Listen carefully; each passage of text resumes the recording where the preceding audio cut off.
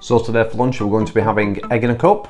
So we've got the ingredients: eggs, some salted butter, salt and pepper. So the eggs have boiled for about 7 minutes, and what I've done is I've emptied all the boiling water off, and then I replace it with cold water so you don't burn your hands when you're peeling the egg.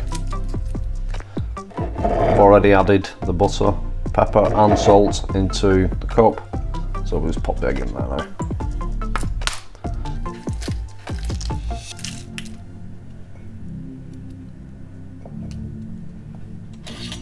Then we take the knife,